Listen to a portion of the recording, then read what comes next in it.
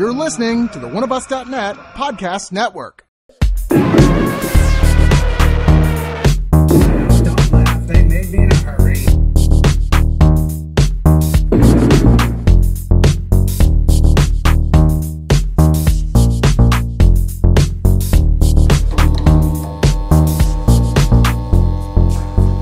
Hey, it's so great to be back. Excited to have more fanfare and balloons. Imagine there's fanfare and balloons. Isn't it great? Look at this huge budget. We spared no expense, especially considering our guests today are here to talk about something that I know everybody is interested in talking about, because one of the greatest box sets collecting a single fandom to come out in quite some time just came out.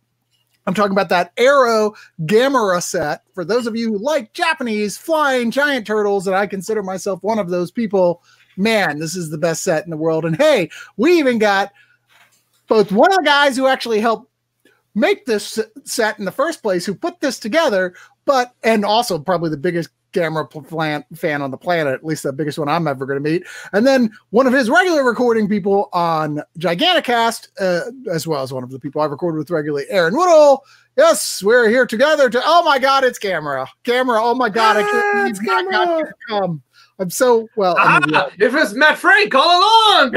I was going to say, we all know Matt has gotten Gamera to come, but still. Oh, damn it. Oh, first we earn our explicit rating. Oh, Gamera, what are you doing here?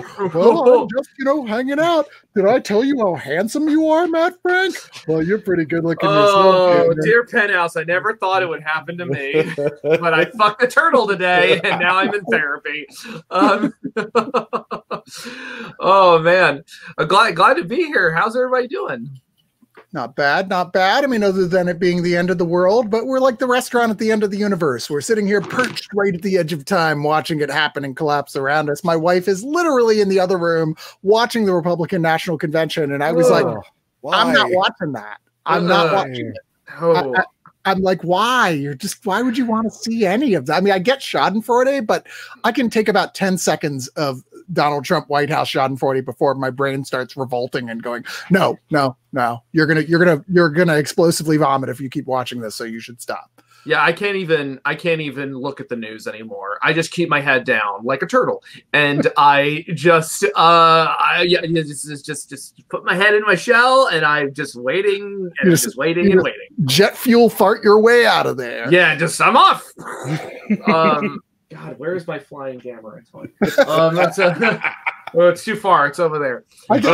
Do you have a remote control Gamera, like a flying? You have a Gamera drone, don't you? You son of a bitch. It's one of the few things I don't have is a Gamera drone that spins. That's a good idea.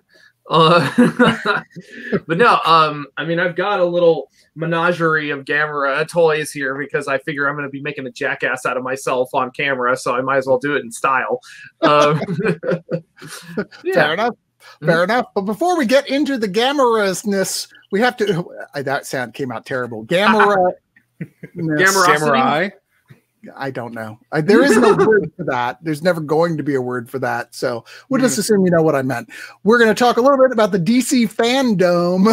Man, the way they put this stupid event together was just kind of like, oh my God, there's no Comic-Con. Instead, you get the DC Fandome. It's just like being at a huge like Hall H event, except you're at home. Yes, it's just like that. No. Well, for most of us, in that we sit at home and we watch YouTube trailers when they come out. It was very much like Comic-Con for me. Yeah, I was thinking the same thing, where I'm just like, I mean, I've been to Comic-Con. I was at Comic-Con 2017. And still feels like it because I'm like, like I'm in the hall for like all of an hour and I'm like, I gotta get out of here. I thought you were going to say, and you, sir, are no Comic-Con.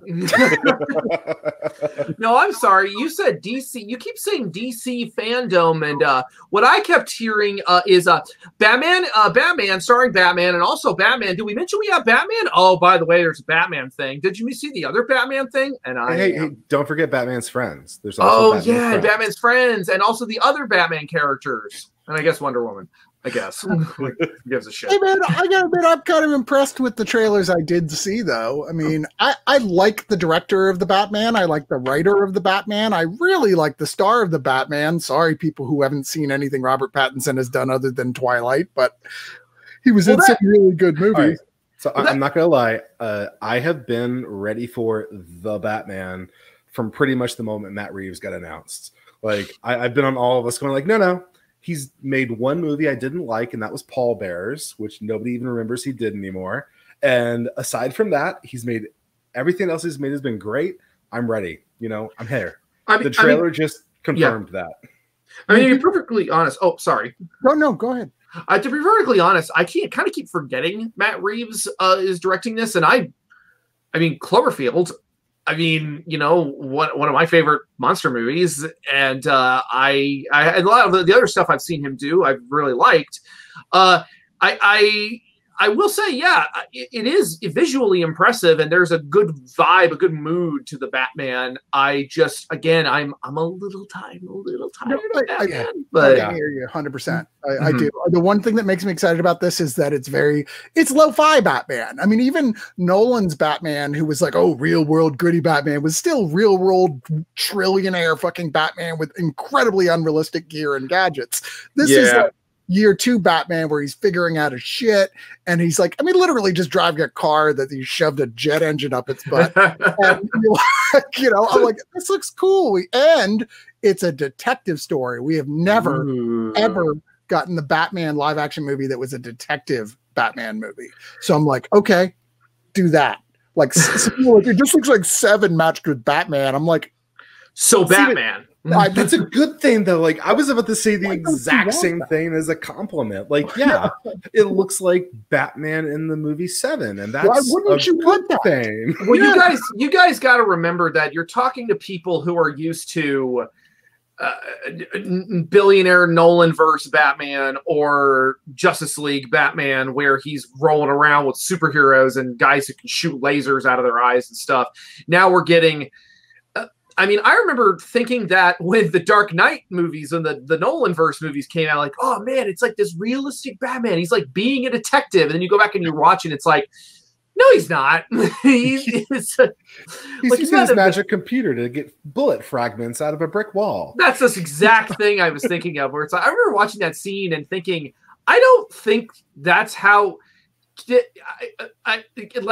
the whole thing was so unrealistic. That's the most unrealistic thing in those movies. But so anyway, this is the most adorable thing we're going to see all day from our very good friend in Poland, Maciek Kur, who himself is a very successful comic book writer.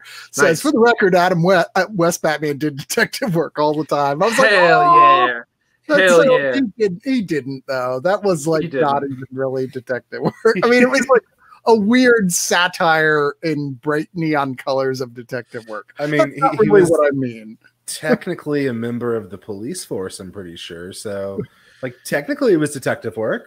Yeah. But this is like, there's a killer leaving a trail of bodies. Batman has to do on the streets hardcore detective work. We've never really seen that. Usually it's like, well, just feed it into the computer. There's your answer. Okay, now let's go beat people up.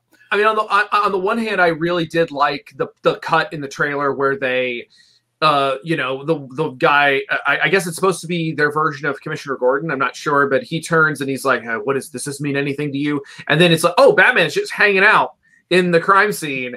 Yeah. And I thought that was A, very charming and a nice throwback to, you know, how Batman works with the police, but B, I can just imagine, like, this is before everyone's heard of Batman.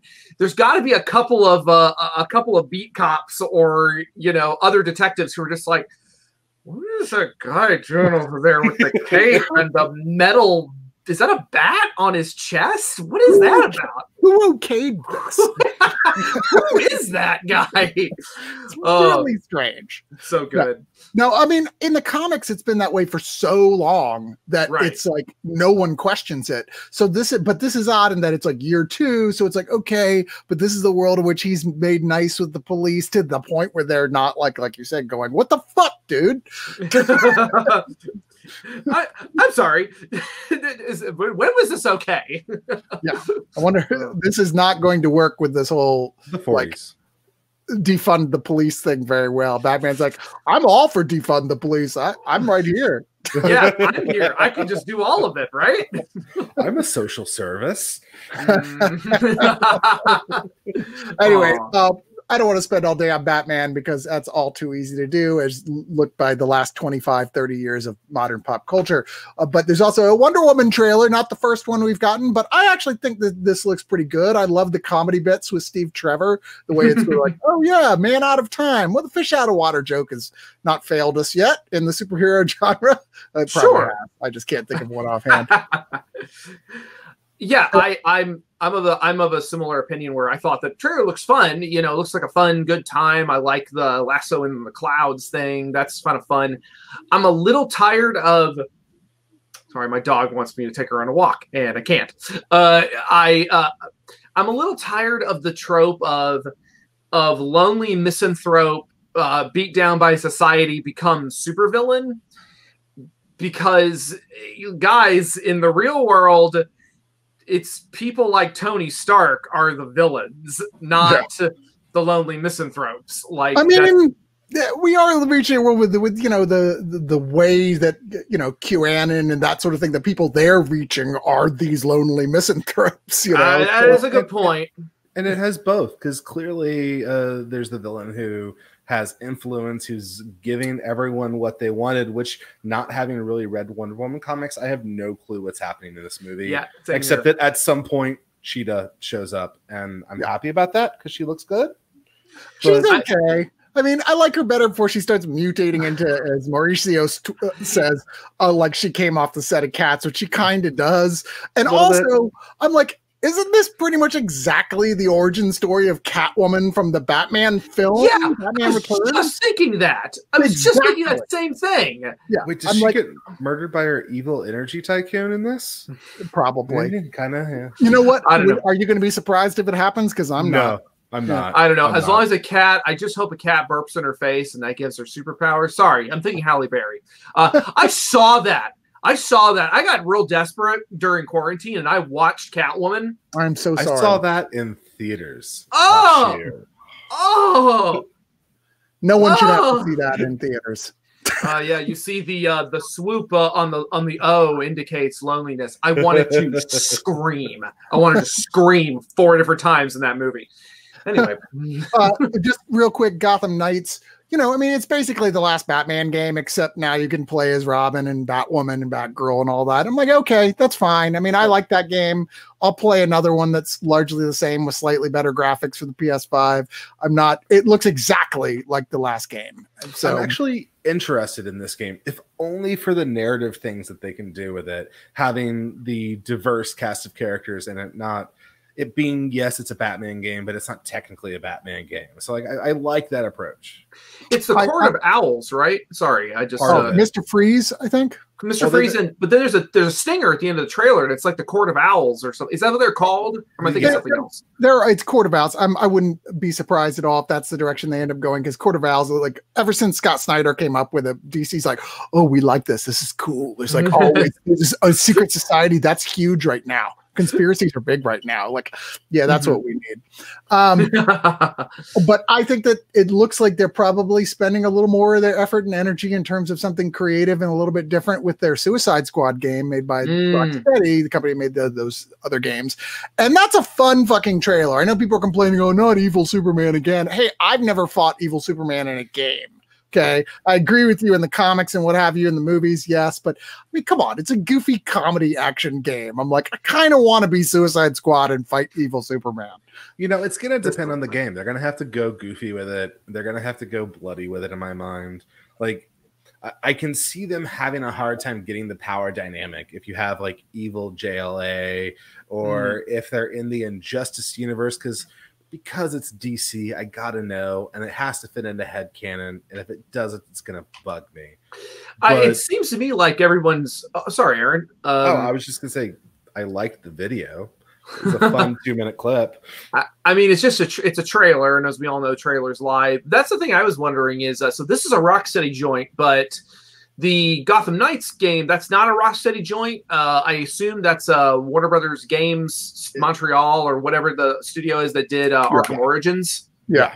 Okay. Which is not good, right? If I'm not correct. Mistaken. It was a mixed bag. I didn't play it, but based on what I heard, I think a lot of people poo-pooed it because it wasn't Rocksteady. But I know Jason Murphy played it, and it was one of his games of the year because he was he really liked it. So I never played that one. Is that they basically just made another Batman game instead of evolving it, and so people were like, "Oh, it's just like more Batman." Cool. Yeah, all right. Well, there you go then. It's Gotham Knights is Warner Brothers Montreal. So there you go. All right, well, there you go. And by the way, yes, Din 1981, I do need a hug. Mike says, a friend of mine insisted on streaming Catwoman during a Zoom call because my friend is insane. Hell yeah. It wasn't me, for the record. Just so everyone knows, I apologize. I am multitasking just a tiny bit because I'm currently drawing a dinosaur for a comic book cover I'm working on right now. So and I have to have this done like today. But I can ink a lizard and talk. So I just thought people would like to see that. Fair enough. Now they all know it's all a giant lie. So let's move into Gamera. Well, not into. That's disgusting. Come on. Plenty of his depends on who you are. Plenty of his villains do that. Holy shit! Is that like the mega maxi edition of that? This is the edition that came out. This is the one that everyone. Hold on next to your head. That's so like bigger than your head. It's the size of a cereal box. Wow. Yeah, Aaron's got it too. My son can barely lift it. Yeah, this is technically the limited edition. But go ahead, Chris. Lead us in.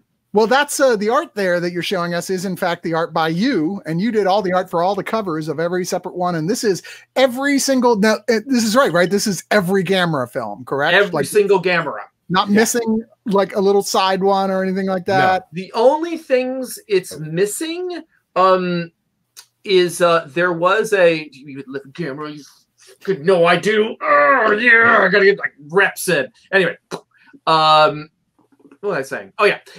So it's all 12 officially released Gamera films. The only things that's missing are there was a short kind of teaser proof of concept, like 2-minute short film or 3-minute short film from 2010 that was made to sort of drum up interest for a new Gamera film. That was not included in this. Don't know why. Could be contract related. Maybe they're working on a new Gamera movie. Yeah. The other thing is there is a fan-made Gamera 4 that was supposed to be set after the events of the third 90s Gamera film, the Gamera 3. And that film, that was also not included because it's technically not official, even though Kadokawa and Daiei do kind of technically, they did kind of officially sponsor it in a way, like they get a limited theatrical release for it over in Japan. But that one was also not included. But it's pretty much got just about everything else. Yeah, it's... Arrow has this bit in it where when they're talking about the English dubs on the different movies, because they got a lot of weird fun dubs in there, where they basically went like, look, our goal with this is to make this the reference version for every single version of Gamera that's ever come out. There will never be a need to buy another one. You will never have a better one before this. This is the new benchmark from now on. And as a little bit of Aaron brought up a good point, as a little bit of context, there have been multiple Gamera quote unquote complete releases and collections in the past. Mill Creek most recently put out all of the films from 65 to 99, not including Gamera the Brave from 2006, because that one was licensed by Media Blasters. But I believe the license elapsed on that. So now it's part of this big set. Well, this is by far the definitive set that exists. Well, we damn sure tried to make sure it was. You did forget about one Gamera thing, though. What? Oh, yeah. We miss him. Oh, where is he? What? He likes turtles, Matt. He does like turtles. You know, yeah, he's not wrong. I like turtles. Turtles are great. What was it? I like how she just rolls on through that. She's like, well, let's just keep And we're moving. We're moving on. It always reminds me, by the way, for the record, I was just talking about this again with an old friend of mine. We were talking about a trip they took with another friend of theirs that we all knew to Vegas, right? And the friend in question is like really sweet, but not the brightest bulb in the house at all times, maybe.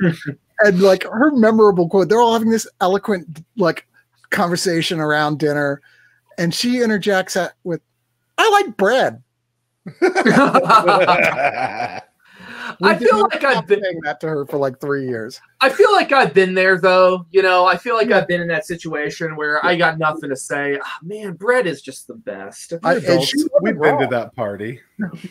Well, let's go into these things one at a time here and start talking about the first one, Gamera, the Giant Monster, the only one in here in black and white, 1965, directed by Noriaki Yuasa. Second try. You know, I had never actually seen this before. In fact, I had only seen some of the sequels in the Mystery Science Theater set, which I also have the hard collection of that. Oh yeah, I got that too. I know that you do. I like that. And it's really the only one of these, I feel like, where Gamera is just straight up the villain character. It is, because it was made as a direct reaction to the Godzilla film that came out. It was them going, holy shit, people like giant black and white monster movies. Let's put a turtle on it. I mean, that really is simplifying, but that is it in a nutshell. At the time, so 1965, this was about 9 years after Toho made Godzilla in 1954. And 64, 65, 66, that time span is considered the monster boom in Japan when everybody was trying to get in on this hot new genre. You had all the major studios taking a crack at making monster movies, even though a lot of them had never made monster movies before that. You had, Gappa the Triphibian monster. You had the X from Outer Space. Tsuburaya hauled off and did Ultraman and Ultra Q. And then Daiei did Gamera. Now, the thing to know about Daiei is that they were kind of an art house movie studio. They released Rashomon. They were the ones who had Kurosawa make Rashomon. Mm-hmm. So for them, doing a monster flick, a kaiju flick, was considered. How do I best describe it? It was like it would be like some artsy fartsy art house studio saying, "Let's make a Marvel style superhero movie." Like sort of considered the bread and circus. And Yuasa, the director, sort of was this. He was a neophyte director. He kind of got into the industry because I saw that comment. He got into the industry because he was the son of a relatively well-known actor. And as a result, he got handed this monster movie script because everyone thought, well, if it bombs, he can take the fall for it and no one will care. Yeah. Now, because of the 1-2 punch of A, the novelty of it being a giant flying turtle, and B, them sloppily writing in a child character who winds up becoming the greatest villain of the film by putting everyone in danger, including himself. You mean the sociopath of Chris's namesake? No. That's right. He named the turtle Toto. Oh, what's his name? Well, Kenny, Toshio, quote unquote. Ishiro. Toshio? It's Ishiro or Toshio? It's Toshio, yeah. It's Toshio. Yes. Toshio Sakurai. I'm looking at Wikipedia, so it's not like I know off the top of my head. Ichiro is the name of a kid from a Godzilla movie. Anyway, because of that 1-2 punch, that kid appeal, and that weird turtleness of it, the movie was this giant surprise success. Like overnight, like everyone was like, "Whoa, what just happened?" Which is extra funny because for the follow-up film, Gamera vs. Barugan, they demoted Yuasa to effects director, put one of their A-list directors in charge of the film, and that film underperformed because it didn't appeal to kids enough. Well, let's talk about that for a second, because Gamera vs. Barugan, the second film, like new director who feels like, oh, you guys like Gamera? Well, wait till you get a hold of my guy, Baragon, that I came up with. So that whole movie is about selling you on Baragon. Yeah. Gamera is like cameo appearance in that movie, pretty much. It's one of the few where the shorter American version actually improves a bit, just because it loses a little bit of time. It moves faster. It's a little long, at 100 minutes, just a tiny bit, not as long as the next one, but it definitely is refocusing a bit towards adults, even more so than the first one. Correct me if I'm wrong, though. Baragon, I think, came out the same year. I'm pretty sure they released. I thought Gamera the Giant Monster and Baragon came out within like 6 to 7 months of each other. Yeah, it's 66, but it was right. They were right up against each other. But yeah, Baragon was really on the heels of Gamera the Giant Monster. Oh, backpedaling just a tiny bit. I didn't know this until I got a hold of this set, but in the American recut of the original Gamera, there's a bunch of, they kind of did the Raymond Burr thing where they added in a bunch of American actors to try to, be like, and it's mostly politicians in America yelling about what to do with this turtle in Japan. But one of the actors went on to play Skeletor. And I cannot remember the actor's name, but I saw that in the bonus features here, which, by the way, to be clear, I'm not going over all the bonus features here, but they all have pretty cool features. We'll talk about some of that when we get all the way through the movies. But I saw that. I was like, holy shit, that's the Skeletor guy. Skeletor! Yes, Gamera! We have to stop him! But can I just say that Baragon is like the lamest like kaiju villain monster? I mean, he looks terrible.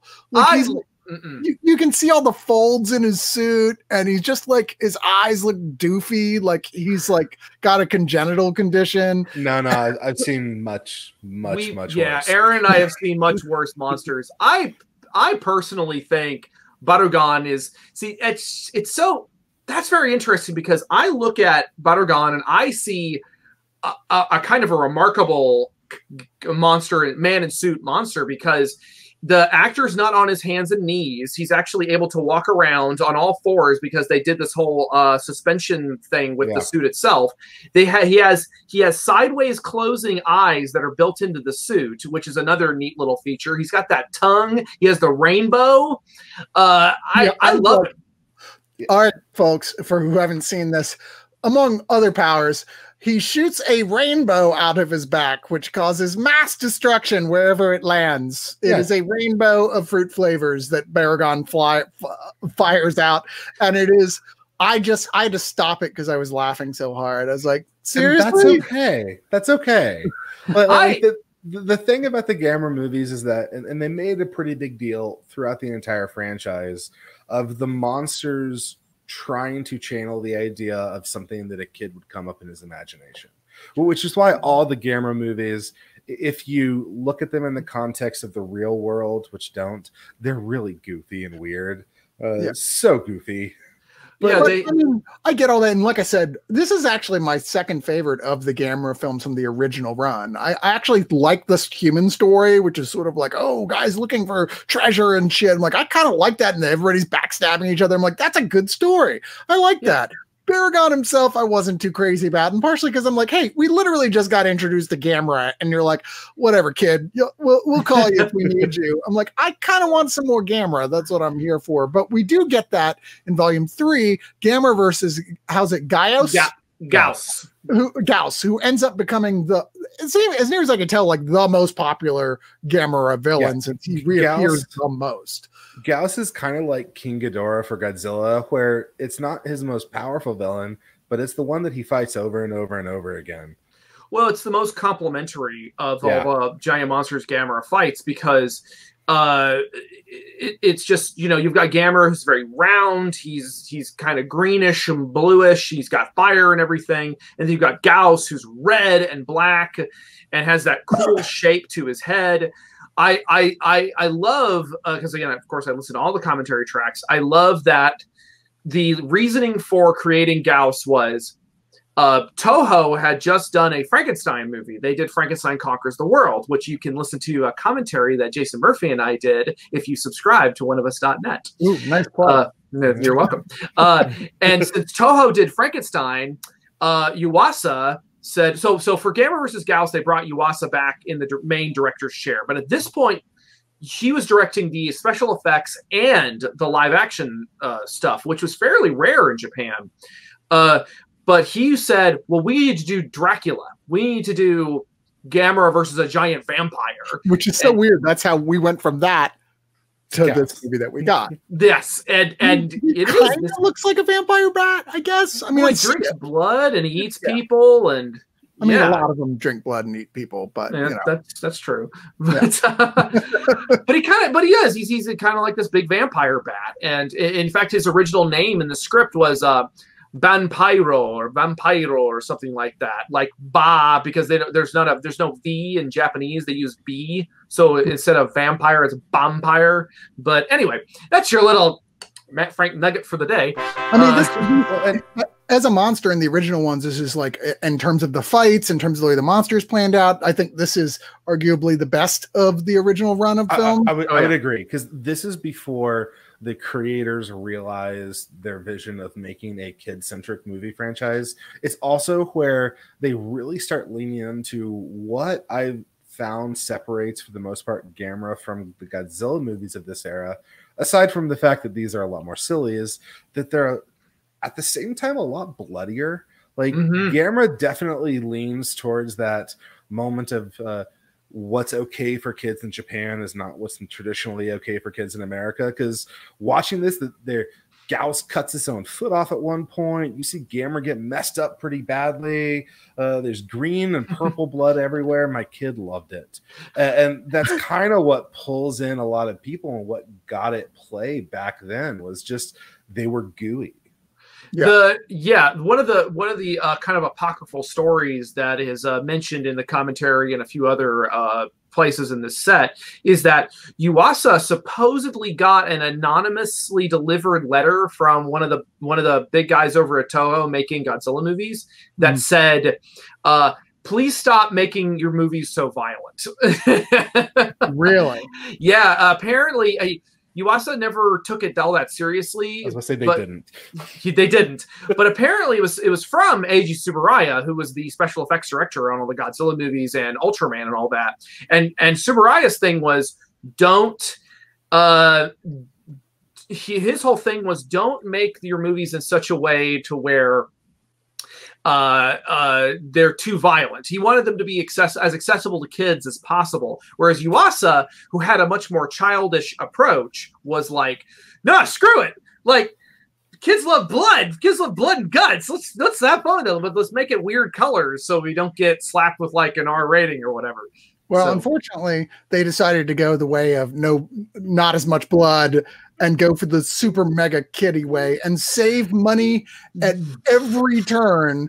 Because really, I'm sorry, I know a lot of people probably watching this, and you guys love Gamera a lot more than I ever will. But I think these next 5 movies are all but unwatchably terrible. You know, I can't argue. I remember when this initially came up that we were going to have this set, and I was like, okay, first of all, Chris, I'm buying this anyway, so you need to have me on to talk about it. Second of all, when you get the set, you personally probably ought to just like skip the first 8 movies and then just like go straight to the 90s, because like I know what your aesthetic is, and I'm pretty sure you're going to hate them with a passion. The first 3 though. I like the first 3. I watched, so I've seen all of these except for the 90s ones, and the very first one with my 4-year-old son, and that it was a really excellent context to have while watching these movies. Because when we got into, it was Virus, I think is when they really lean into the kid stuff. And that's also one with probably the least amount of monster action that I've seen so far. But it leans hard into that magical fantasy. The main characters are kids. Things happen that make logical sense only if you're 5 to 9 years old. Yeah. And so like you have kids who are piloting a submarine that only goes forward and reverse because the adults don't know how to pilot it. And then they like you have them getting kidnapped by space aliens and they go on magical it's a wonderful adventure. And Gamera's fun and is never going to hurt them, and they take pictures of them, and isn't he so wonderful? Yeah, he goes from like Gamera likes kids because we seem like, oh, okay. I love the part where I think it's in the second one where he's like, he saves a kid and then he's like, oh, look, there's a bunch of teenagers. You burn, bitches. That was the first one. Yeah. I'm like, okay, that's kind of funny the way it went from that to like, because the third movie, you're still going, okay, he likes kids. He's a friend to kids, but it's not a kid's movie. No, and the it's an adult movie.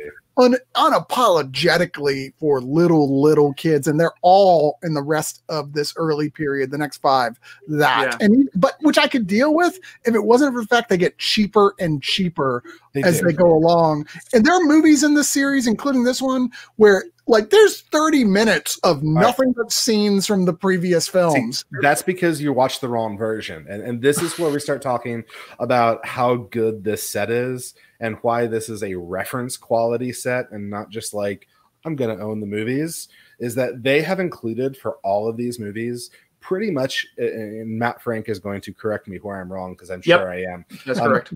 Nearly every single version of every single one of these films and every single dub of remastered HD quality. So for Virus, which is it's a unique flavor. It's a unique flavor. There's the American version where they went, nah, this movie is too short. Let's edit in 18 minutes of stock footage. There's the director's cut where the director saw that version and went, you know what? Like, I kind of like building this up a little bit. And he has 8 minutes of stock footage. And then there's the actual version that released in theaters over there that's 72 minutes long and has 1.5 to 2 minutes of stock footage in that segment. And that's the version I watched because I read in advance. I was like, no, my son, we're watching the 72-minute version today. And it was glorious. I mean, the thing to remember is at this point, as the 60s rolled on and we got into the 70s, the Japanese film industry was on really hard times. I mean, even giants like Toho were really feeling the pinch, and Godzilla was using a fair amount of stock footage too. Yeah. This is when Son of Godzilla came out, which was a stock footage movie. No, Son of Godzilla wasn't stock footage heavy. It was Godzilla's Revenge was very stock footage heavy. Certainly, Japan wasn't the only people who were falling back on this sort of cheap filmmaking. I mean, the entirety of Hanna-Barbera's animation studio is largely reuse of stock footage and theme music and what have you. Yeah, I mean, totally. Like but the thing to remember is that Daiei specifically was having a really rough time. And honestly, given how tight the budgets were, based on, I mean, I think they made Gamera versus Zigra for $5,000. Like, no. It was like 10,000 or 20,000 or something. But still, like, can you imagine making a movie, a monster movie on this scale for $500,000, especially these days? Like, but for something like Gamera versus Virus, I found a really hard time cutting that movie slack. I mean, there's some things that I find charming about it, but for the most part, yeah, the stock footage really hurts that core version. But the follow-up was Gamera versus Giron, which is a little bit better, and partially because it's actually on another planet for a lot of it. Which is fun, and that one's very much David Callett did the commentary for that one, who is one of my favorite kaiju film commentators of all time.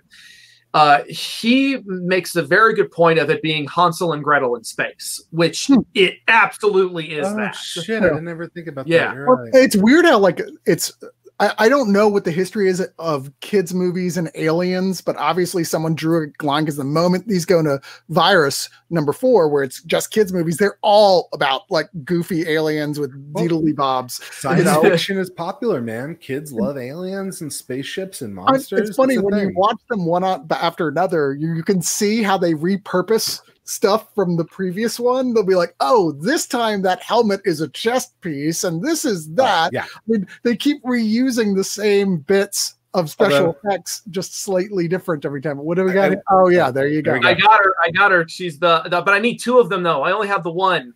I will say that of the classic Gamera monsters, Giron is my favorite. Wow. Because it has such a weird creative design, and it also straight up fucks up a Gauss. Just like not just a little dead. it cuts it into pieces, and after it's dead, it continues segmenting the corpse into little pieces. Yeah, which Like, is weird. It's that weird moment where they go back into gory for a second, but you've got like a monster whose main ability is his head is a knife. Like, there's not a lot of options there, quite frankly. And he shoots returnable stars out of his head. Yeah, that was odd. The fun thing about one of the fun things about Euron is his name is technically, if we're going by how they named him, his name should probably be Gion, because his name is supposed to evoke a guillotine. Like it's Gion for guillotine, and so that's why he's all knifey. But yeah, that was the first Gamera movie I ever saw, was Gamera versus Euron, because before that. And what's funny is they included these trailers on this set. There were these video like, now available on VHS. It's Gamera versus Gouts. And those were the first exposure I ever had to Gamera. And they were on the tail end of a VHS I had called Legend of the Dinosaurs, which is a Jaws ripoff from the 70s, which is not for kids. It is extremely violent and very boring. And but for some reason they were like, hey, kids like monsters, here's some Gamera. And I'm sitting here watching these Gamera trailers as a little kid being like, I want to watch those movies. But anyway, yeah, and then I saw the Gamera versus Euron, and I'm just like, oh man, this is fuck you, Godzilla. Never. Wait, so you don't prefer Gamera to Godzilla, right? Right now, a little tiny bit.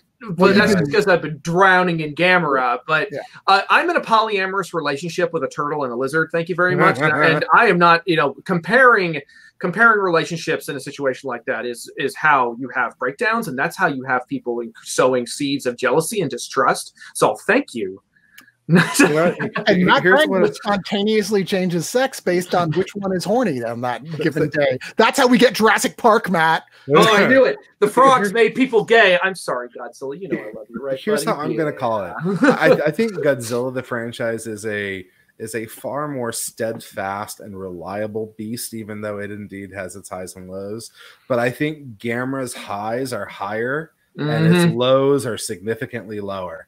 So like there are a couple of Gamera movies that I will admit, even though it is blasphemy, I like more than Godzilla. But not all of them.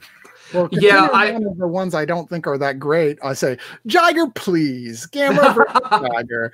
This is got a cool looking monster. I kind of like him, but it's not a very good movie.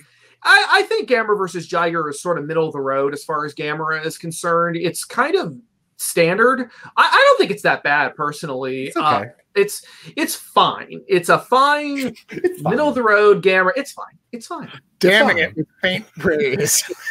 Well, it's just that it doesn't really offer a whole lot that's new. It feels kind of stale by this point. I do like the setting of Expo 70 or whatever it was. That's kind of a fun setting, even though I think they were planning originally to make a miniature of Expo 70 and then have the monsters destroy it.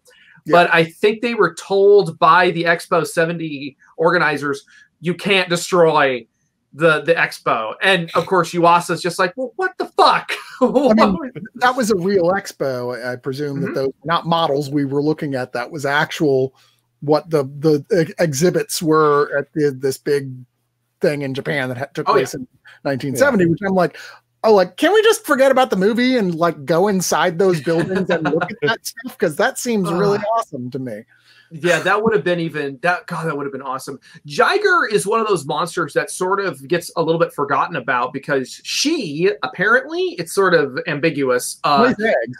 Lays eggs, but inside of Gamera. But she's like, didn't even buy him a drink. No. Man, I know, right? You got to buy a turtle a drink, or at least breakfast. It's literally the first rape in a Gamera film, but not the last. Not the oh no.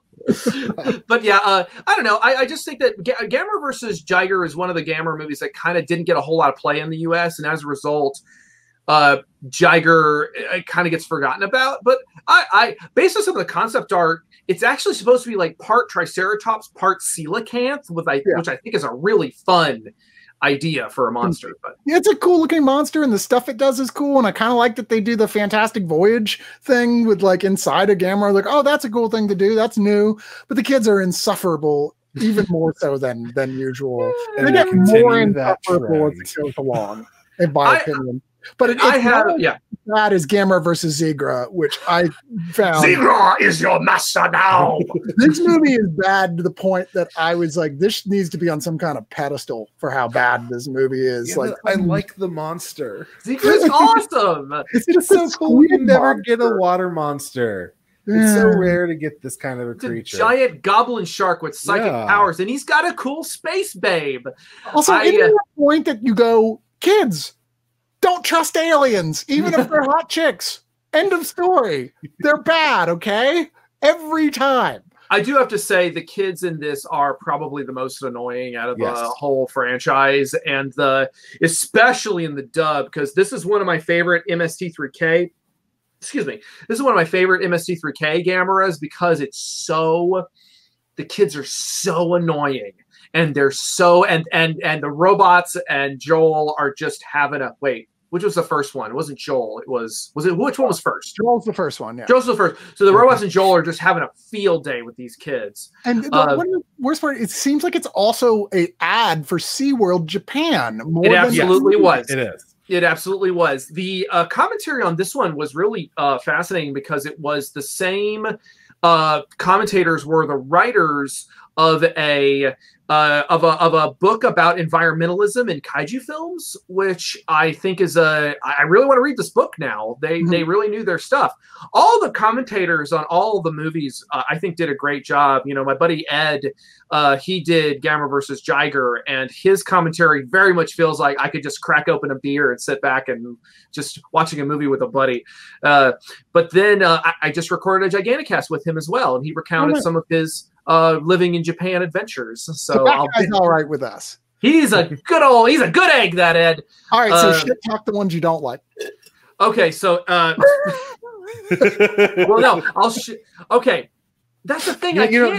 The commentary on the 90s ones was just terrible. I don't know who they got for those. Whoever did that first one. Right here. Well, wait, guys, we skipped one, though. We skipped Gamera Super Monster. Don't you want to talk about Gamera Super Monster? We do have to talk about Gamera Super Monster, which is another Gamera film. And clearly, someone in this big break, 9 years, had seen Star Wars. And went, we should bring some of that into Gamera, but not well. Not gonna lie, this is the one I didn't get to before because family. So I'm just gonna sit back and enjoy. Although I do love the clear Star Destroyer on the movie's cover. Yeah, I mean, I had to find.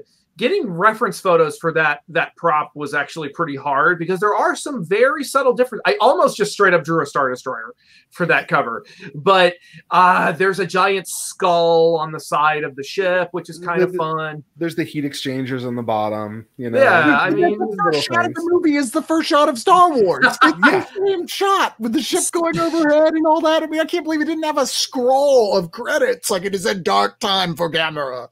It says something about the quality of this film that I think the Star Wars stuff is the least of this movie's problems. Oh yeah. But because so to give a little bit of context, and my buddy Richard Pusateri did a commentary on this, and God bless him, he tried his best. So would you call this the worst of all of them? Because I would call it the worst of all. It's easily now I can't bring myself to say that I definitively hate any Gamera movies. I think they all have something about them to love. The thing is that this was after Daiei had filed for bankruptcy. And I mean, it hit them hard. It was so bad. There were riots in the studio, which is why a lot of old Gamera props actually got destroyed. Like the old Gamera suits and the monster suits and the buildings and stuff, they're all gone because they just got burned or smashed by unpaid staff and stuff. It's just really tragic. So they brought back Yuasa. This was almost 10 years after Gamera versus Zigra. Like, it was a while. And they brought back Yuasa to do this film. And he is working with pocket lint, basically. Like, most of the film had to be paid for with all of these corporate tie-ins, which you have all these sodas in frame. You have the keyboard. They keep using the keyboard. And that was Sony or Panasonic or somebody put up the money for that. I will say the one thing I will broke no ill will towards with this film is the actress who plays the lead. Okay, so Aaron, real quick. There's 3 good space women who are also kind of Superman-esque Power Rangers. You're right. I take it back. I said earlier there are no good space aliens. This is the one exception. This is the one. Yes. But this has also got bad space alien chicks in it too. That's true. Wait. Are they Gamera and the Pussycats? Kind of are, yeah. I gotta do that poster. Holy shit! Because it was product placement. As soon as you made that comment, I was like, "Oh, it's right there." Like, somebody would remix this movie and film new footage of girls that look like this, wearing those outfits, playing musical sequences, and in and out of like hallways and doors, like in Scooby Doo. You're talking like a Kung Pao thank you kind of setup. Yeah. I would absolutely watch the shit out of that. The hell of it too. So I will say that I think her name is Mak Fumiyaki is the lead actress. Mm-hmm. She is legitimately really good. Like I think she's got a lot of character and panache. She's still like I think does acting or does acting coaching or something. She's she was what you meant. Shut up. I thought you were like, no, she still does acting in the movie. Oh, no. I thought you were making making a meaner joke. No, I didn't realize. I was like, no, cool for her. The biggest problem is that sets up some stuff that seems like it's going to be super cool, and they don't really do anything interesting with it at all. Nope. And most of the film is a clip show. He fights, it's like Destroy All Monsters, except all the footage of him fighting other monsters is the entirety of the footage of him fighting those monsters from the previous films. That is true. It's not even nothing new. It's just like, here is the entire battle sequence from those films. So it felt like, and I didn't time, but it really felt like over half of this movie was just footage you've already seen. Yeah, it's unfortunate, but that's just how it goes. It's I'm sure this is one of the first ones I saw as a kid. Actually, I got a bootleg VHS that wasn't even subtitled because I just wanted a Gamera clip show, and that sure is that, if nothing else. Yeah, I mean, if you had not seen any of the others and you saw this first, you'd probably think this was a badass Gamera film. So many monsters in this. Yeah, but let's move several years forward into the future. This came out in 1980. We move into 1995. The Heisei with a trilogy of films from this studio that are considered not only the best of the Gamera films, but some say the best kaiju films across the board.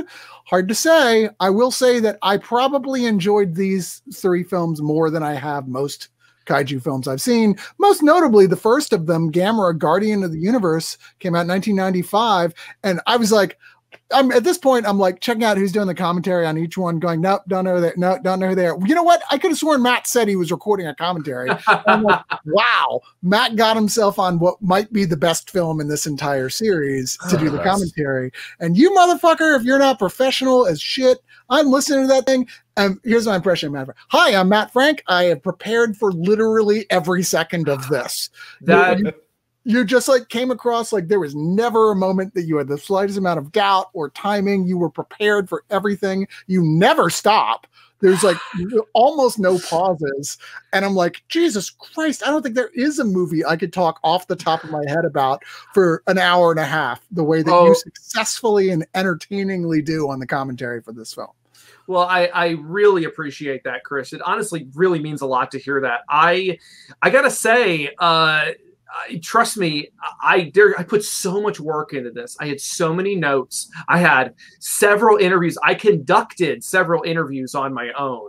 I went to Japan back in November, and I talked to both the suit maker and the director of special effects. And then I called up Tiffany Grant, who was one of the voices in the American version. She was also the voice of Asuka in Neon Genesis Evangelion. And I talked to her about it, and because I didn't want it to be this just kind of conversational thing. I wanted to put the time in, and it took weeks to record this thing.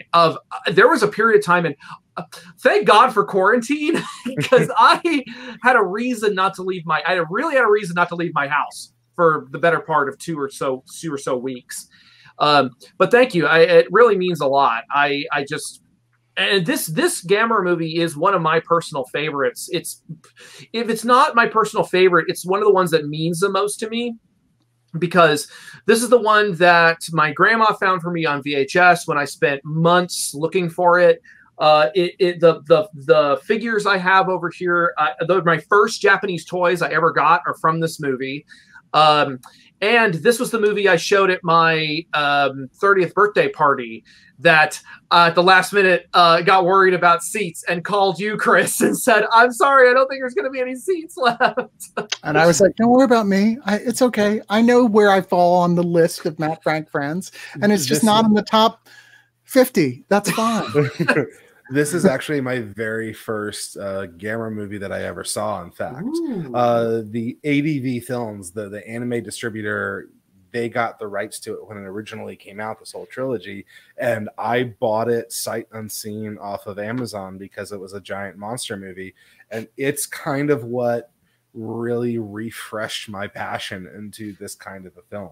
Because before this, like I'd done the thing that a bunch of people did when they're kids, and I got really into Godzilla films, and I'd fallen off after being made fun of for 20 years. And then, like I saw these when I was in college, I want to say, right after college, and just consumed them. Well, the last 5 movies, with the exception of creature design, which is across the board pretty good, are cheapies. The studio didn't give a fuck. And you can tell. They're made for really little kids. They're not very good. They're watchable, and some people are going to get a lot more than others. And the monsters, I'd love to see the monsters return to some degree, but they're not essential Gamera. This is a real movie. This is a proper film with proper effects and a proper budget that's obviously being taken very seriously on pretty much every level. And it's surprising, quite frankly, after that last run of films, that someone was like, hey, fuck you, Gamera was cool, let's make him cool again, let's make a movie for grown-ups, but not so grown-up that like little kids can't go to it. Right. And reboot the story with sort of a more spiritual background thing. Like he's more of a totemic creature, if you will. And why is he connected to kids? Well, there's actually an explanation for that now, what's going on with that not only do I dig, but continues through all 3 movies and evolves as a storyline element. In fact, the main kid character returns in all 3 of these films in this trilogy. It brings back, say it again, Gaius? Gauss. But now Gauss, instead of just being one, is many. There's a bunch of them, which adds a whole new element we haven't seen before in the Gamera films. And God help me, decent acting throughout. They do a lot of things special in this. And first of all, the director, whose name I'm going to try to pronounce, and Matt Frank is going to correct me, Shuzuke Kaneko. Close enough. Yay! Kaneko. Just say Kaneko. So basically, he got this directing job, and instead of making like a giant monster movie, he wanted to make a real movie, as Chris put it. And so one of the very first things they did was they started to invest a lot in the detail work in the models. So like to this day, this franchise of 3 films has the best model work I've seen out of any giant monster film. Because like they'll go in and they'll show a monster landing and the impact it makes on the building nearby, and they'll stick the camera inside the model, and there's pieces of trash, the windows are dusty, you can see fingerprints. It is amazing, like the whole concept. And I'm not going to say that he pioneered it, but what the fuck, he pioneered it. The idea that like these are monster movies told from the point of view of that guy running on the ground. Instead of the camera flying above here, the camera never gets above the buildings. It's always shooting through the city, or it's always shooting up at them. The comic series Marvels, in a weird sort of way, is what I thought of. You know, it's a street level perspective of what it's like to be there when kaiju fucking attack. And the second movie, which we're not going into yet, but goes with that. And the question we always ask, and people joke about, it's like, does no one ever go, Jesus fucking Christ, yeah, he stopped the other monster, but he destroyed half the city. And that's like what that movie is about. Yeah. There's a thing. But the other thing that I find funny is the director, he has a formula for giant monster films, because he also made what might be the best Godzilla movie ever made. GMK! Yeah, GMK.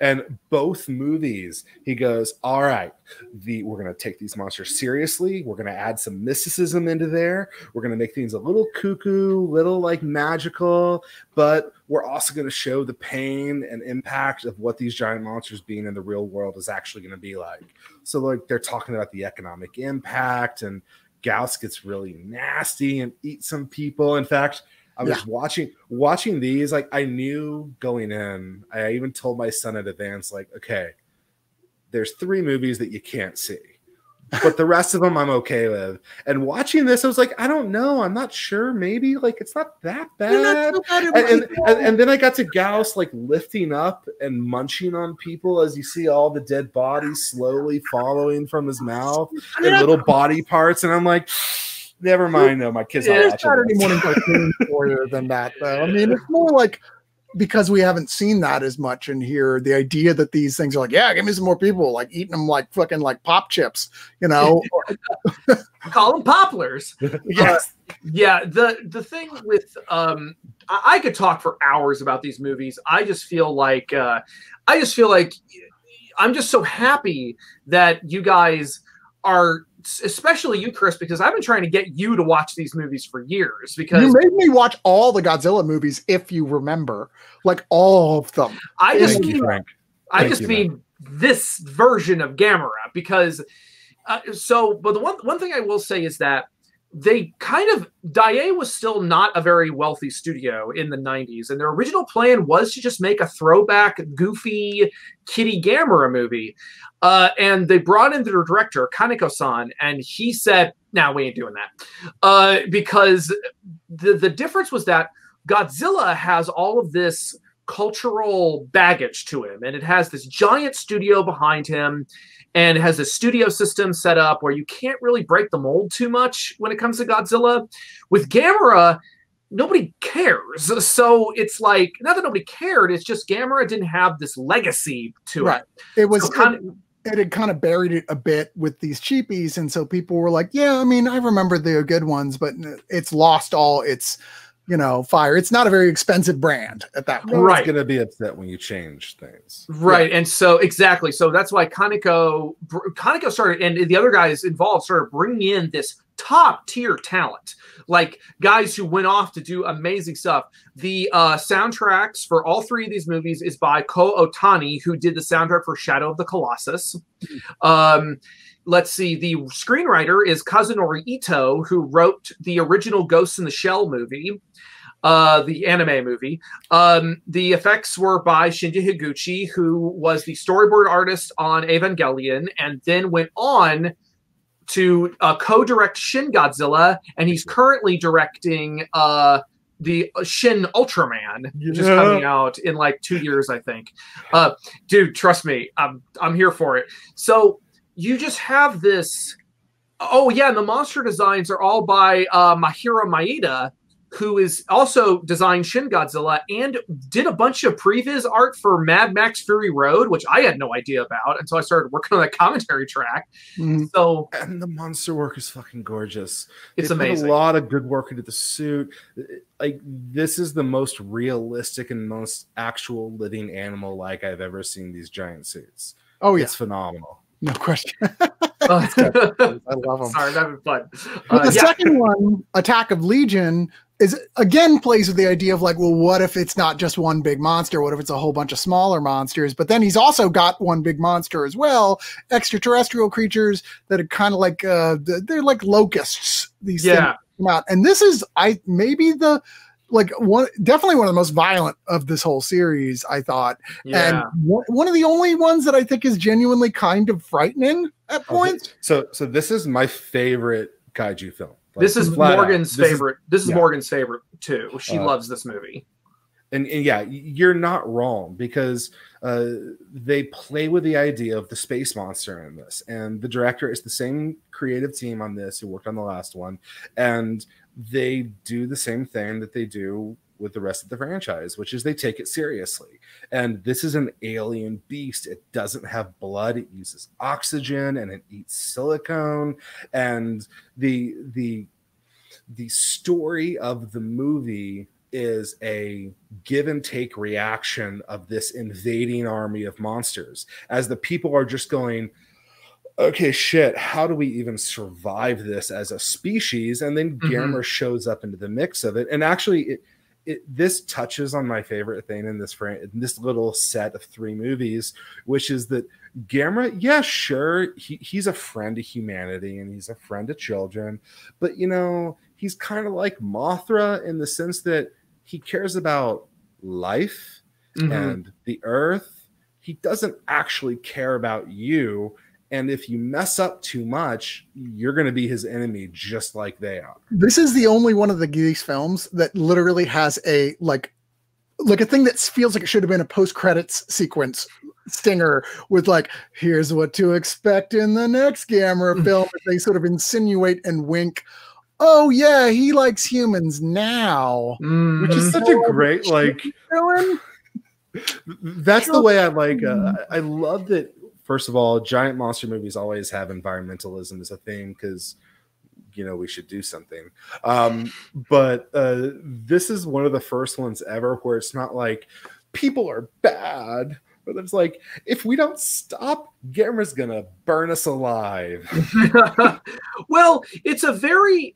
and this, of course, ties into the next movie because their original plan was that Gamera was going to turn on humanity in the third film, which he doesn't really. But it's a he just stops caring. He just kind of stops caring. But this one is one of the smartest monster movies I've ever seen. It's so like it really breaks down what the Legion are and point A leads to point B leads to point C. And the thing about the characters in these movies is while they are really good actors and they've got a lot of good moments, it's still not really about the characters. I showed these movies to my assistant last weekend. She had never seen any Gamera movies. And she said, you know, these movies are kind of like watching a car accident in slow motion and you're watching people react to a terrible thing. Like or a train, like when I say a train wreck, I mean like a literal train wreck, like a terrible thing happens and you're just watching people react to it.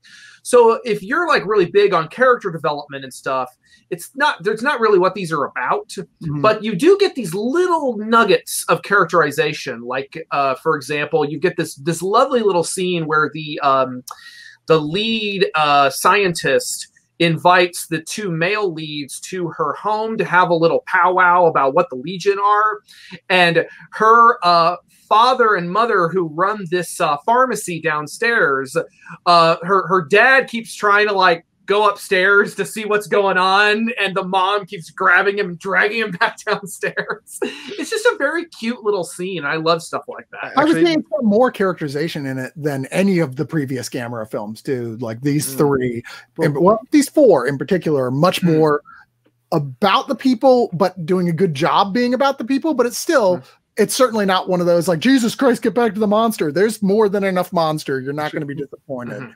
And it's got one of the things I love the most, subway car in a tunnel, tons of like hive monsters in it and military going, so what do we do? Maybe we should just go in the tunnel. I'm like, that's a horror setup that's been in a billion fucking movies and I never stop being happy about it when it happens. Mimic comes to mind. My favorite small character beat in the whole Gamera mythos is in this movie when that same lead scientist, she's working with one of the 2 guys to find out how big an actual blast is going to happen if Legion succeeds in its goal and launches its space seed. And they're sitting there like 2 miles away from the from where the seed is, and they're factoring it out, and you're just watching this simulation get bigger and bigger and watching the mileage count out to where they're like at 5, 6, 7 miles. And they have this moment of, oh shit, we got to go. And the lady just stops and goes, why? Like we can't get in a plane and we wouldn't make it in time. If this happens, we're just dead. Right. So just be chill. And she just sits there and accepts environmental commentary. Right there. Yeah, it's such a again, these movies are just so damn good. And oh man, there's something about Gamera versus Legion I was going to keep talking about, but I think we should probably get to Gamera Revenge of Iris. The third one, Gamera 3 Revenge of Iris, which is, as I mentioned earlier, the one where they go, well, like Gamera, he's just getting a little sloppy. And, lots of collateral damage. And there's a little girl who's like, well, fuck Gamera. That collateral damage, the last fight took out my parents. And she finds this hatching creature in a cave that is another totemic type creature like Gamera that starts off as Miyazaki hentai and becomes the limit break summoning monster from a Final Fantasy game. It's Bahamut Neo, basically. Yeah. I mean, Gamera 3 is also Masijikur. Gamera and Mothra would not fight. Get that shit out of here. But they both protect the Earth. They both protect the Earth. Right. There's no reason for them to fight. Anyway, Gamera 3, I maintain, is not just the high watermark of the trilogy as far as visual effects go, at the very least. I have yet to see a monster movie that gets my blood pumping the way this one does. Like, you can throw as many billions of dollars of CGI lizards and dragons and butterflies at me as you want. No kaiju movie has hit the highs of Gamera 3 since this movie came out, for me personally. It's interesting. I find myself not liking Iris as a villain. Like the idea of the mystical monster, like, it's something that I found, like, some Ultraman series make it work, and it shows up and they're like, yeah, this is kind of mystical, but whatever, let's just move beyond that. and like, that's shown up whenever giant monster movies like go full on spiritual with their monsters. I find myself disconnecting a little bit. Like, I think the reason I enjoy Advent of Legion so much is it's a space monster movie, and I love space monster movies of any stripe. I will say that the human element I think it's at its best here, and this also has my favorite giant monster effect sequence, which is when a bunch of Japanese self-defense force move into where they think Iris might be in the woods, and it takes them all out. And the way I don't 100% know how they shoot it, actually, to this day, but like there's a real element of the Japanese military moving through the woods, and then there's the expanded man in suit element of Iris as it gets its tentacle and just sweeps the forest aside. And you see it just sweep. I don't know how they did it still, and it's an amazing effect. It's just compositing effects. These Gamera movies are what many people would call like everything but the kitchen sink as far as effects go. They use CGI, they use practical effects, they use puppetry, they use men in suits, they use miniatures, they use composite shots, just everything they throw at the face. Here's the thing. These movies, I don't think these movies ever broke $10 million in their budgets. Like, I think Gamera 3 was made for like $6-7 million, which is astonishing. I personally think the mysticism element is really, really interesting because it throws this extra monkey wrench into what we think we know Gamera to be. Because in the first movie, they say, oh, Gamera's this bioweapon created by this ancient civilization to take out the Gauss, which was sort of this mistake. And now you have the third movie where it's like, oh, no, Gamera is not just this bioweapon. It's a vessel for the spirit of the earth itself. Yeah. But his one weakness is his desire to try to protect humanity along with the rest of the earth. And Iris is suggested to be like a reboot button, a reset button, where it's like, oh, no, humanity's not worth saving. The earth's not worth saving. Iris is just going to wipe the slate clean.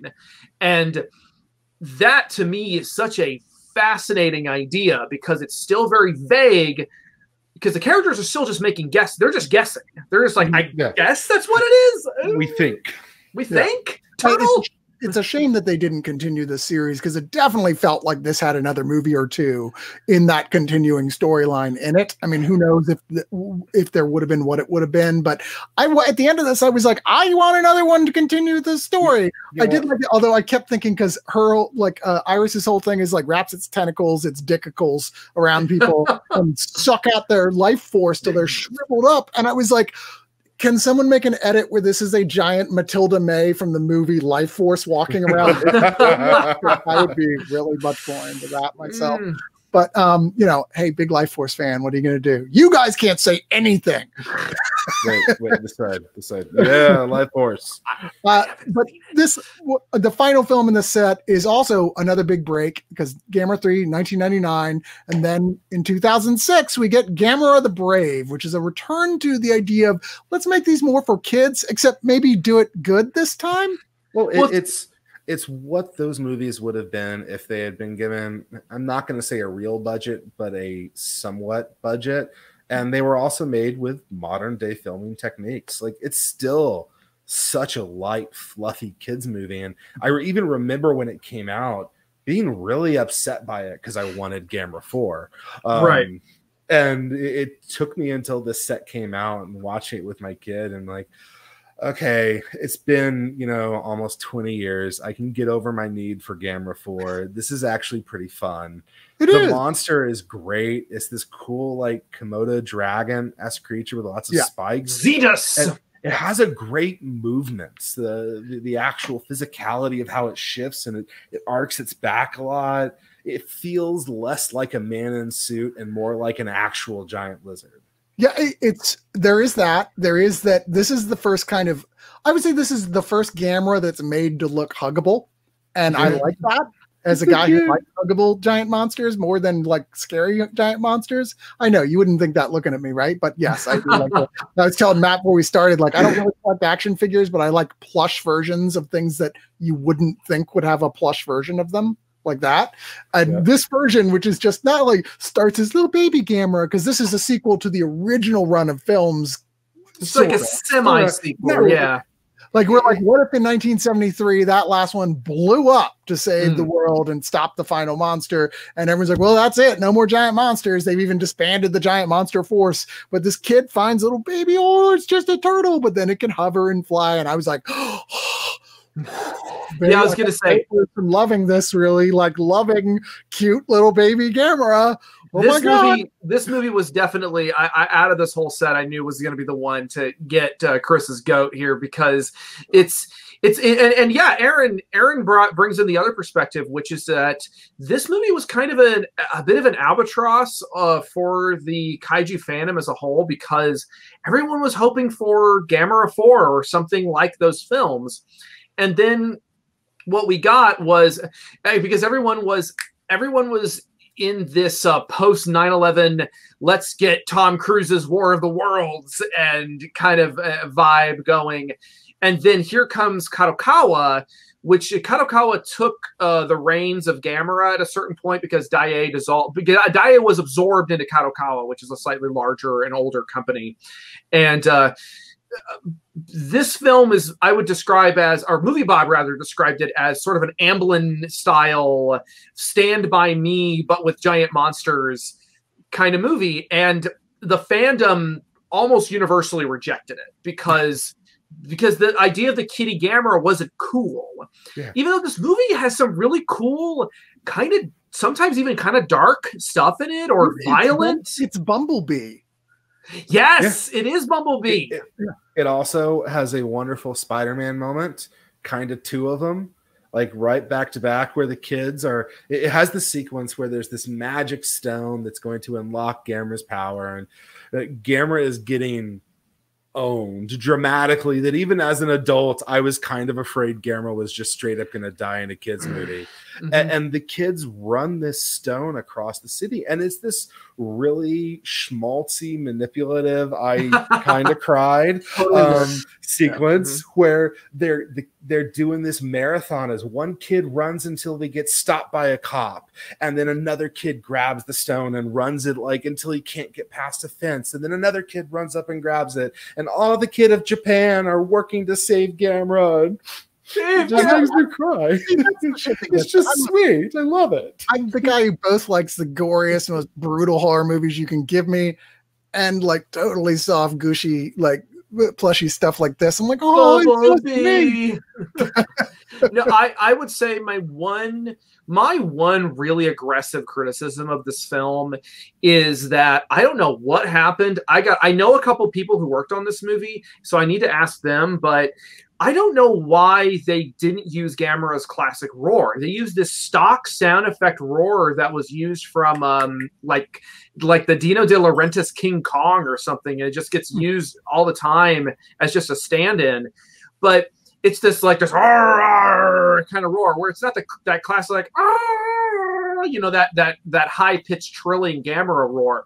And especially if you grew up on these movies, that sound is very nostalgic and it's very it's like Godzilla's roar. And it's like, can you imagine doing a new Godzilla movie and he doesn't sound like he's supposed to? Like, right. It's one of those things where I really got to wonder what happened. Was this could they not find the file or something? Like they rendered the wrong file and didn't realize it till it was already printed. And they were like, shit. Oh, okay, damn it. Let's just go with it. Okay. We're not, lean into it. It's adolescent Gamera. His voice hasn't changed yet. Yeah, but it's deeper. It's deeper though. The other small his balls haven't rescinded. One of the other small criticisms I have is that I do wish that the final Gamera, when he's fighting Zetus at the end, I wish he didn't look quite so cutesy.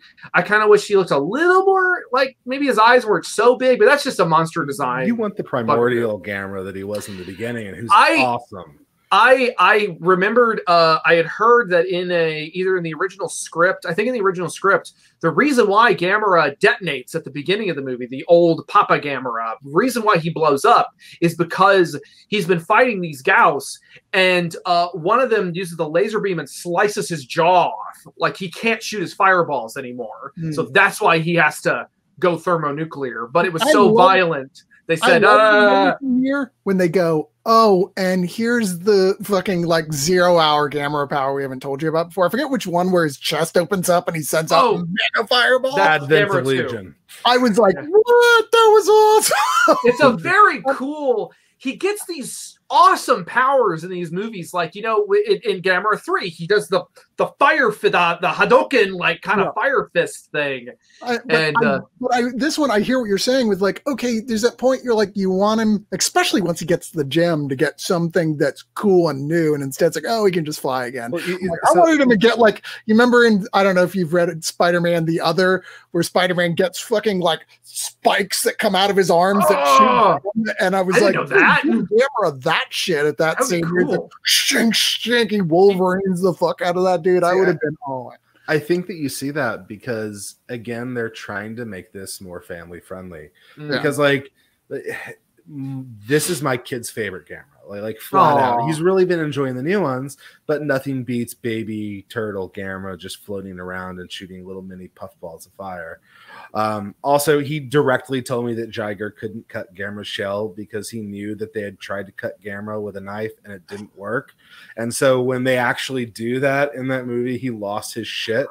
But still, like that kind of thing, it's for people like my son. So it's hard to watch some of these movies, especially the older ones, and sit back and realize, okay, like I can find joy in this, but I have to remember that I'm an adult who's enjoying this. This is not a movie made for me. Yeah. I mean, I feel like there's with not most the things, roar. That's a legit complaint. Yeah. I feel like with most things, there should be standards. There should be at least some kind of standards. But I think it's finding the balancing act between being able to let go of your suspension of disbelief and just kind of go with it and have fun. And then also recognizing when something is kind of dumb and pandery, like Gamera Super Monster, even though, like I said, there are these little things that I like about it. But thank you. Yeah, I like that comment. It makes me giving the warm fuzzies. I don't know. I'm just, I'm really hoping Gamera right now for me is very creatively it's very creatively energizing for me. Like I want to make a new Gamera comic book of some kind so bad. And because I look at stuff like what they're doing with Godzilla right now, you know, because they're basically doing with Godzilla what they did with Gamera, where it's like, oh, he's this guardian of Earth and he's this ancient civilization connection and stuff. And I'm sitting here thinking, like, I don't know, I like it more when Godzilla is a nuclear abomination who has been unleashed on mankind, and now we have to deal with him. Whereas Gamera feels like this older, softer, protection spirit that was bestowed upon Earth at some point. And I like that in Gamera the Brave, they just never question that. They're just like, oh no, Gamera, it's Gamera. Everyone knows Gamera. It's this big monster that protects people for some reason. And yeah, we miss Gamera. Oh my God, it's new Gamera. Everyone's like, You know what I think it is that with Godzilla, we've had 26, 27 movies now, including the American like ones. 34, 35. Oh my God. I've watched that. I own them all, and No, I you should haven't. know that. But so, like, yeah, you haven't seen them all, Chris. You don't even know. You haven't seen I the anime on Netflix. Yeah. I think I have seen them all. Do you Did you have see the Hanna-Barbera cartoon that I watched back in the day? No, that's not a movie, though. That's not a Did movie. you see the Netflix Godzilla anime? Yeah, but Yeah, nobody but that's needs not a to see movie, that. so it doesn't Oh. matter. It is a movie. There are 3 movies that are released in theaters in Japan. Yeah, it's Well, no, legit, but don't watch them. They're not great. And anyways, so there's like over 30 Godzilla movies. We've seen serious ones, we've seen scary ones, we've seen action ones, we've seen fucking sci-fi martial arts genetically modified human ones. I was like, wait, I'm going to look up Porn Hamster right now and say Godzilla. It exists. It was mentioned in Grant Morrison's novel. There's an actual name for the sexual fetish of loving big lizards, and they get in theaters and watch Godzilla porn. It's a thing. Awesome. But anyways, Gamera though, like there's 12 movies and there's 3 distinct feels that they have. Really 4. And so like they're all wildly different. You have really intense, very adult oriented ones. You have super kiddie ones. You have ones that kind of fall in between. And so with Gamera, it feels like you really could go anywhere. And because you haven't had too much overlap of the monsters either, except for Gauss, who's shown up in all 3 iterations, you don't have the, okay, we're tired of seeing Ghidorah, we're tired of seeing Rodan kind of feel that you get with Godzilla. Like there's a lot of room to come in and someone who's really creative and make some special Gamera movies again right now today. There's a Japanese manga I have that sort of takes place in the same universe as the Heisei movies, as the 90s movies. It's implied to take place between the second and third one, but it's also like, was it all a dream? It's a remake of Gamera versus Barugon. And you can go through it and you're just like, holy shit, because someone took that movie, Gamera versus Barugon, and they like ramped it up and they said, okay, let's take everything in this movie and let's make it like 20 times more awesome. And for example, when Gamera is at the end of that movie, Gamera drags Barugon into the lake and drowns him. But in the manga, Barugon's ice breath freezes the lake. And the 2 of them are like fighting on these giant sheets of ice, like they're kind of having a balance on the ice while they're fighting each other and stuff. And I'm like, that's fucking awesome. And yeah, I would love to see some classic Gamera monsters make a return, as other than Gauss.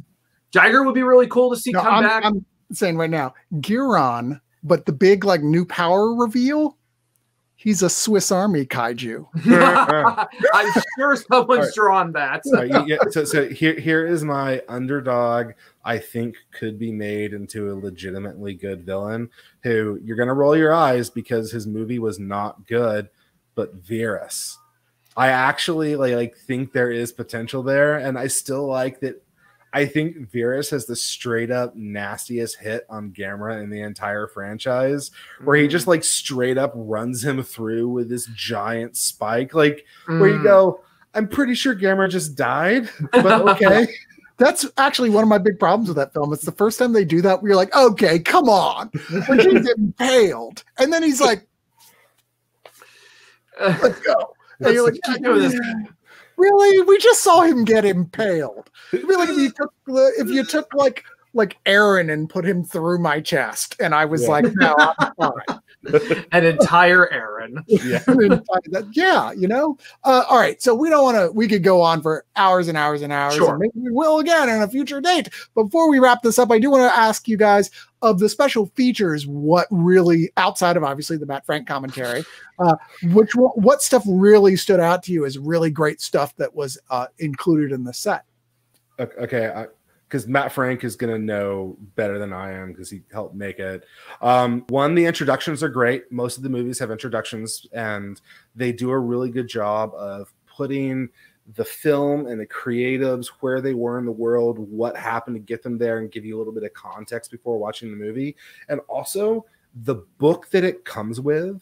It has a lot of information on the monsters, some fun art to look at. There's a lot of cool stuff like a map of Japan and like a little pin of all the different things that have happened from the franchise.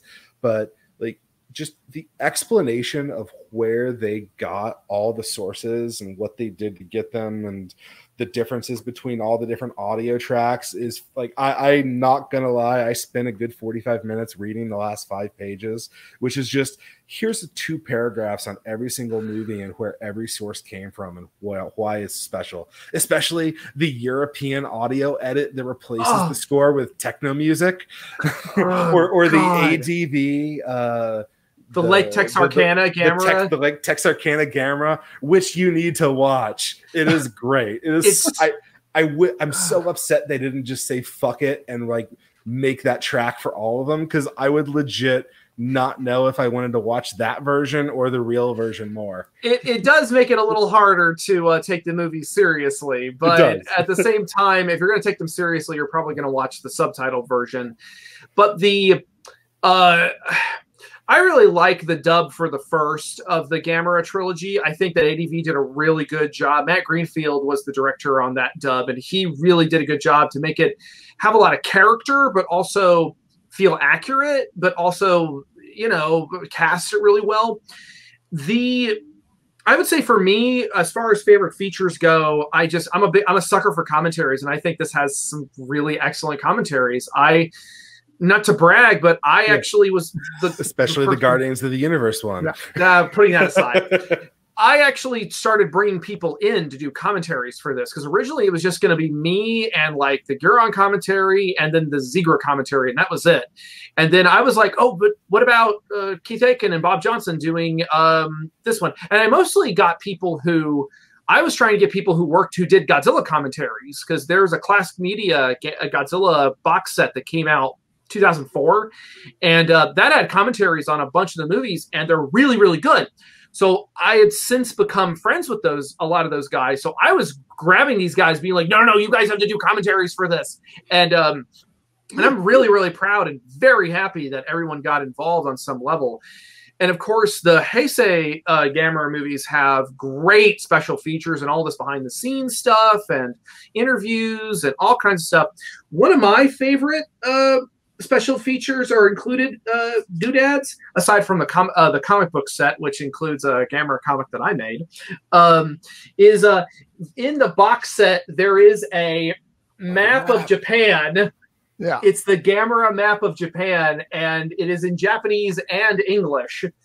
And this thing is awesome. I love stuff like this. One thing I will say though is, unfortunately, I just heard it seems as though this edition is sold out.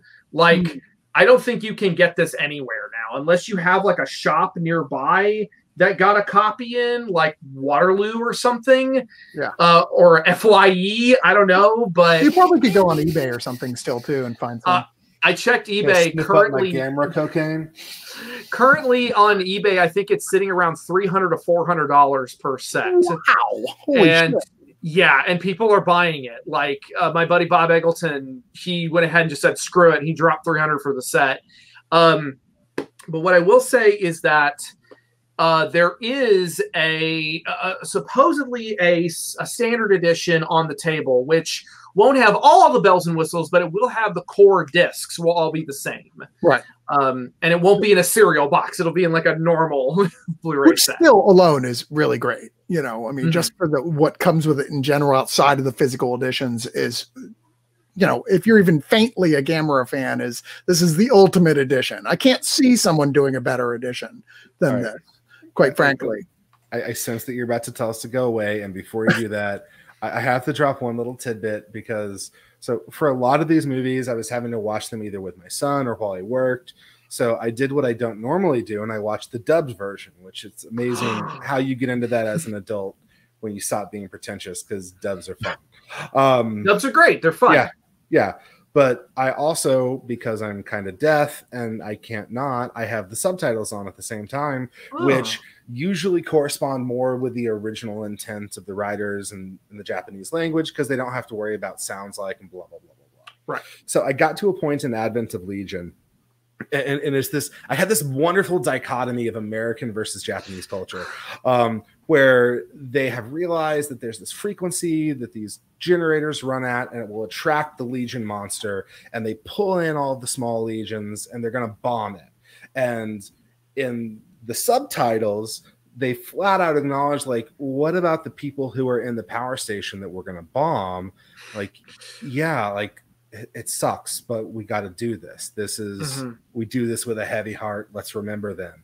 The American dialogue is, instead of that, what choppers should we send? The X1A10 armored choppers. And that's the dialogue that they replace it with. Just like, let's forget the fact that people are going to die because of what we're doing. Oh, God. I don't know. I mean, another big difference real quick that I think is a neat little nugget is that in the Heisei Gamera films, this is never stated explicitly until like it's implied in the third film, but turtles don't exist in this universe.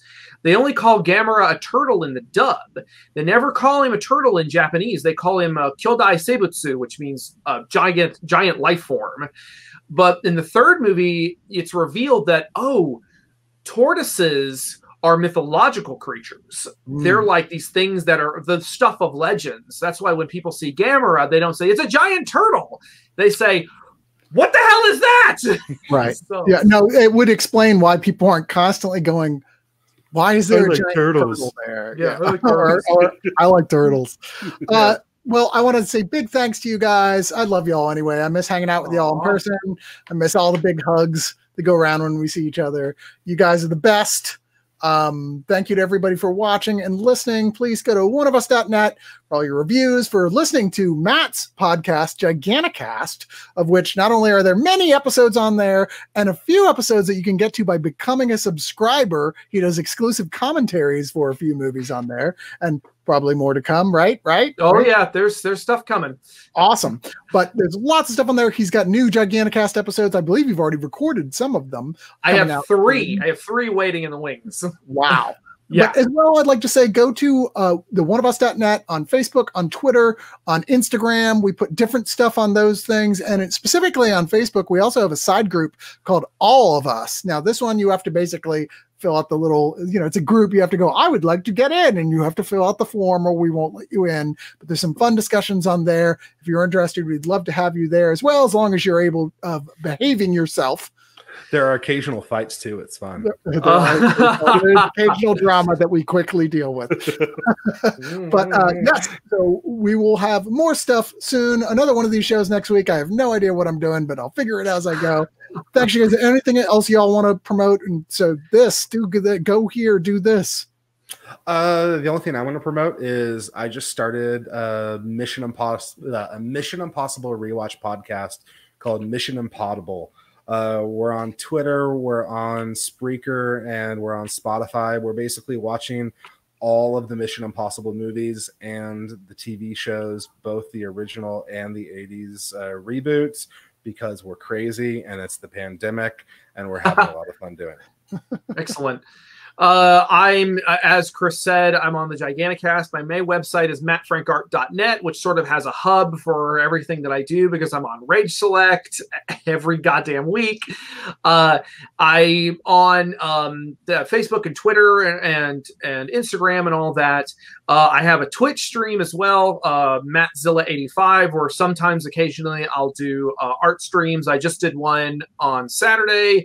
That was a lot of fun where I got to draw on a friend's, but a friend of mine sent me his Home Depot smocks, and I've been drawing Kaiju and Transformers on them. So that was awesome. A fun time. That's cool. Other than that, yeah, and I'm on podcasts all the time. I just did an episode for Kaiju Curry House where we also talked about the Gamera set, but we also interviewed James Flower, who is the senior disc director at Arrow, and he offered a little extra insight as well. And yeah, so just to go to mattfrankart.net, just that and disperse into the night. Yeah. Is it weird that... Sorry, go ahead. I was going to say, is it weird that this Gamera set finally made me understand Arrow as a distribution house? Like, I've always gone, okay, I get why you did that for this movie, but why did you do that for this movie? And the idea of them going, look, we're going to take all these movies. Some of them are great, some of them aren't, but we're going to make reference quality versions. So from now on, like, this film will not be forgotten because of this edition exists. I'm like, okay, I get it now. I finally understand your plan. I will also say real quick, it may not be the last thing I do for Arrow. Eyebrows. Ooh, yeah, go ahead, Chris. I wanted to say, I think you've been owning it and owning people because we know you've made it, that now there are people who hate you and like right-wing trolls that are Kaiju fans. Is it hashtag cuckfrank? Is that what it is? Fucking hit it all over my fucking face. Totally buy mattfrankisacuck.com and just post everything. All this stuff. It's sad because I didn't have one for this last Friday because honestly I don't get it that often. But I need to go back through. I need to go back through the BLM posts I was making because there was some stuff when that happened. That's juicy. That's juicy stuff. This is about Kaiju, which never has anything to do about liberal things. Wait, what movies were you watching? Yeah, never mind that Ishiro Honda was pretty staunchly pacifistic and anti-capitalist in almost all of his Godzilla movies. So anyway. Explicitly. Indeed. Yeah. Well, that's it. We're gone. Thanks for watching, everybody.